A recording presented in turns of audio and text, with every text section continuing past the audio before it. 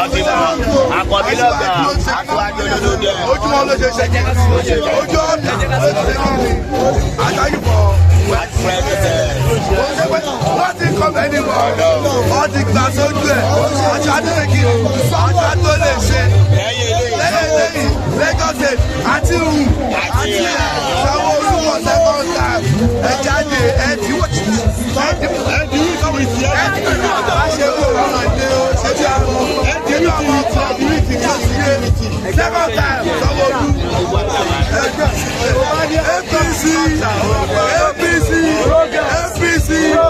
APC tí gbogbo wa ní kó máa gbọ́dọ̀ bàjẹ́ torí kò sí ibòmíràn tí a lè lọ àjò lè dàbí ilé ẹ̀jẹ̀ ká sọ̀wọ́ pọ̀ ká lè mú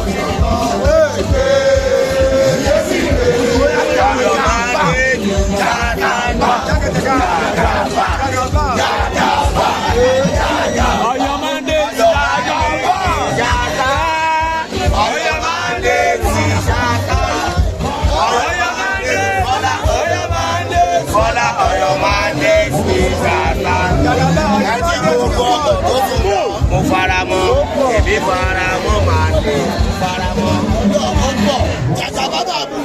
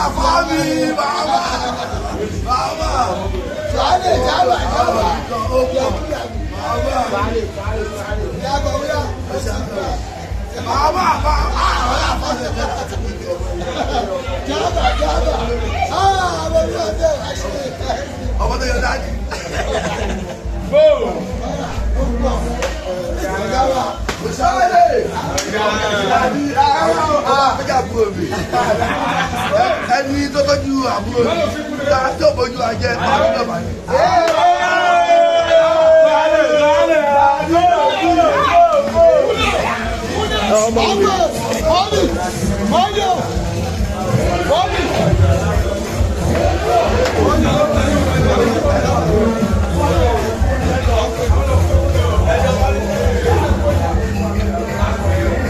Thanks for watching this video. Please don't forget to click on subscribe button. Kindly comment and share. We drop new videos daily. Thank you. God bless you.